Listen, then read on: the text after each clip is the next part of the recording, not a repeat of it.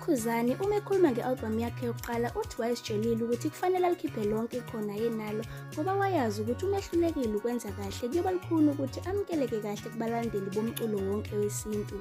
Ukuphuma kwe-albhamu yakhe yokuqala kwase kukhona abantu ababeqala ukumqhathanisa nabanye abaculi, kanti abanye babeqala beqhathanisa izingoma zakhe ababezihlaziya ngendlela yabo bethi wayesuke ebhekise kwabathile okungeke kusho ezingomeni zakhe. Kuyavela ukuthi kwakukhona nabanye abalandeli bomculo ababekade befisa sengathi angathatha impi eyayikhona ayibhekise kulaba ababekade bengazwani nomgqumeni. Yikho kwezinye zezingoma abanye babeze bezihlaziye bethi usezovala isikhala salentandukazi yomculi owayengasekho. Uthi wayengeke nangengozi angene empini ayengahlangene nayo futhi engazi nokuthi yayikade iqale kanjani ngoba wayesesesikoleni ngesikhathi ibambene ngezihluthu kulaba abaculi ababili, uMgqumeni noMtshengiseni. Uthi wayesetholile ukuthi njengoba nje wangena enkampanini okwaqopha kuyo uMgqumeni futhi wadlala ngesitayela sakhe kwase kukhona abantu ababezitshela ukuthi yena uzoba namagama azowabhekisa kuMtshengiseni owayesaphila ngaleso sikhathi. uKhuzani uthi umculo walaba bobabili wayewuthanda ngokulinganayo kanti futhi nomsebenzi wabo wayewuthenga ngokulinganayo. Wayethanda ubuciko nendlela ababecula ngayo ngoba izinga labo lase liphezulu kakhulu. Wayengenawo nakancane umuzwa wokuhlasela lona owayesadla nhlamvana uMtshengiseni Gcwensa. Ngemuva kokuphuma kwaleyo albhamu yakhe yokuqala, izikhulu zenkampani ezingane zoma Music Production zawujabulela kakhulu umsebenzi kaKhuzani. uShobeni waze wamtshela ukuthi ubona ikusasa eliqhakazile emculweni uqobo uma nje ezoqhubeka nokuzikhandla futhi ahloniphe. Uthi okubaluleke kakhulu kuye ngaleso sikhathi ukuthi akhulise igama lakhe kwezomculo futhi wayekade engayibhekile imali kangako ngoba wayesafuna ukufunda konke okwakwenzeka embonini yomculo ayezihlanganise nayo. Uthi kwamjabulisa kakhulu ukuthola izingcingo ezaziqhamuka nakwabanye abaculi bemhalalisela ngomsebenzi wakhe yize wayesafika endimeni yomculo. Ukujatshulela kukaKhuzani kwafaka enkulu ingcindezi nasenkampanini ayisebenza kuyo izingane zoma Music Production ngoba kwakukhona babethi le nkampani ithatha izingoma ezithile ezashiwe ngumgqumeni yazinikeza lo mculi njengoba zinjalo. Kwakukhona nabanye ababengabazi ukuthi kukhona umuntu okuthiwa uKhuzani babethi nje kuthatha isithombe somfana othile kwase kuhlanganiswa icwecwe ngalezi zingoma. Kukhona nalabo ababethi lo mculo uzofana nomlilo wamaphepha futhi bengabazi ukuthi uzokwazi ukuyikhipha iCD yesibili. Omunye wabantu abathintwa lo msebenzi kaKhuzani kube ngenye yezinsizwa eyayikhula noKhuzani eMandaba ogama lakhe nguphiwa inkosi Khanyile owayesehlala eThekwini esevele esebenza ngakhona ngesikhathi sokuphuma komsebenzi wokuqala. Uthi umculo kaMaskandi wayengawunakile kangako ngaphambi kwalokhu, kodwa wayebaza abaculi bawo futhi nezincushunxushu ezaziphakathi kukaMtshengiseni noMgqumeni eziqonda kancane. Uthi uyakhumbula ngelinye ilanga kunomsebenzi kubo kaKhuzani ngenkathi emfice ephethe amakhasethi abo bobabili laba baculi ababenombango oshisa phansi ngaleso sikhathi. Wathi uma embuza ngabo nemali yokuthenga ama-CD waveza ukuthi wathenge ngoba ebathanda bobabili. Ukufika kwakhe nalawo makhasethi kwasusa omkhulu umsindo nempikiswano kwababekhona bezwakalisa ukuthi bona babehamba namuphi umculi njengoba kwase kukhona izinhlangothi vele ezikhona ngisho kubalandeli.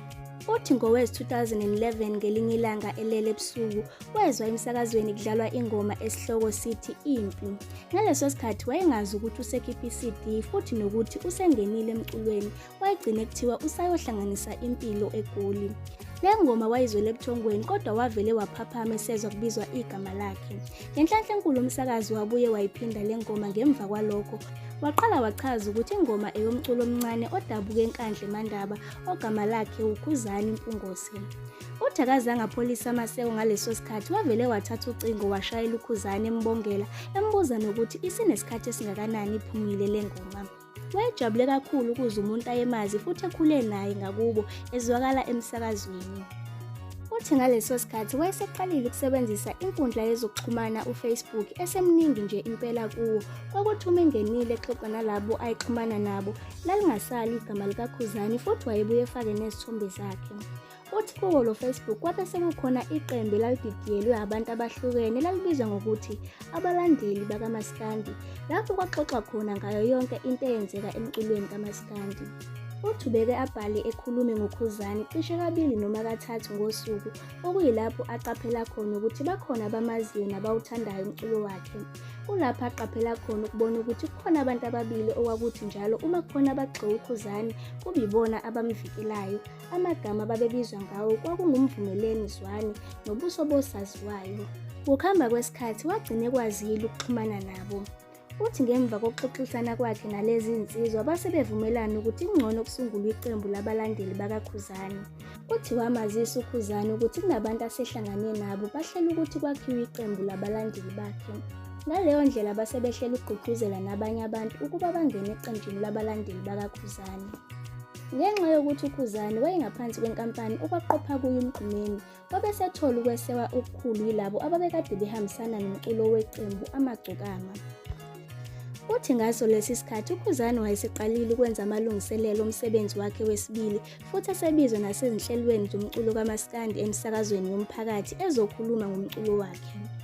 Abalaleli ababevamise ukushaya izingcingo kulezo nhlelo babengakufihli ukuthi uKhuzani ubathoba amanxeba ngoba bakhumbuza umgqumeni ngendlela ayecula ngayo. Abanye babezwakalisa ukuthatheka kwabo ngezwi lakhe bethi limnandi kakhulu. Kulapho kwachuma khona isiqubulo sakhe sithi yizwi mngani esashiywa abalandeli bakhe esibhekiswe kuye. Lokho kusukela labo ababemncoma indlela acula ngayo bembuza ukuthi kwenza ngani ukuthi akwazi ukunamathela kuloshuni owawudlalwa yibhova likadikadika. Kwathi ngonyaka wezi-2012 ngesikhathi uKhuzani ekhipha umsebenzi wakhe wesibili osihloko sithi Amampunge, abantu abaningi base beyibheke ngamehlo abomvu leyo album. Okwenza lokhu kwakuwukuthi abalandeli bakamgqumeni base bevukuzeke kakhulu kulona lonke likuleli nasemazweni angomakhelwane ngenxa yesigameko esenzeke esavusa amanxeba ayeseqala ukuphola ngenkathi kuzwakala izindaba zokuthi umgqumeni usevukile endaweni yaseNquthu. Lolu daba lwanyakazisa abantu abaningi, kwanyakaza ngisho izintatheli zakwamanye amazwe ezazifuna ukuzwa lensambatheka, kanti nezikhulu zamaphoyisa esifundazweni iKwaZulu Natal zakuqinisekisa ukuthi ngempela livukile liyaphila ibhova likadikadika.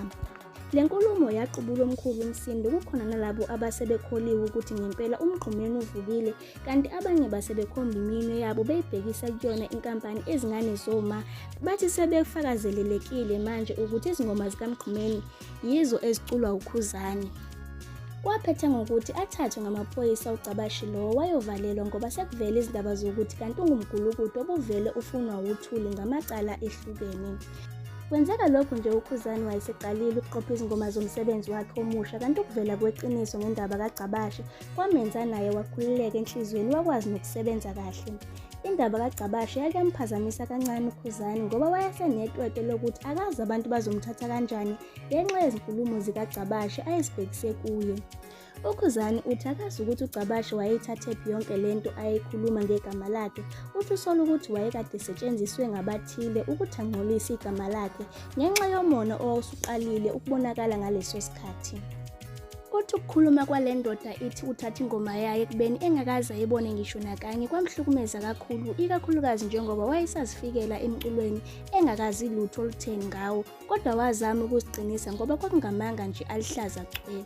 Le ndaba kayisalanga ngaphandle kwezinye zezingoma zakhe nasezibongweni zakhe ngoba wayethi ufuna ukuqondisa lokhu kukhuluma ngendlela yakhe yobuciko bomculo. Nesihloko salelo coco lakhe lesibili sasithi Amampunge. Kwabacacela-ke abalandeli nabathandi bomculo ukuthi impendulo kuleyo mbuti eyayikhulunywa ngaye behlose ukudicilela phansi umsebenzi wakhe. Ukuphuma kwalo msebenzi kwasusenkulu inhlokomo, kanti kwabe sekuphendula nalabo ababekade bengabazi ukuthi lensizwa izokwazi ukubamba umgqiqo eyayifike ngawo emculweni. Lo msebenzi wesibili kaKhuzani wakhombisa ukukhula kakhulu uma kuqhathaniswa nalowo wokuqala. Lokhu kwakhombisa ukuthi lensizwa izokhula kakhulu kule ndima yomculo. Kusukela lapho kwabonakala ukukhula kwesibalo sabathandi bomculo ababephumela obala bethi balandela umculo kaKhuzani. Ukusungula kweqembu labalandeli bomculo wakhe kuFacebook kwabonakala kuba ikhambi ezinkingeni ezasiqalile kubalandeli kunqakiswana ngaye. Uphiwa inkosi uthi ukuphuma kwalowo msebenzi kwaletha isidingo esikhulu sokuthi kube khona ukuhlangana kwalabo ababethi balandela lo mculi. Ubuholi bukaphiwa inkosi kuFacebook kwahlonza ubuholi kubalandeli beqembu.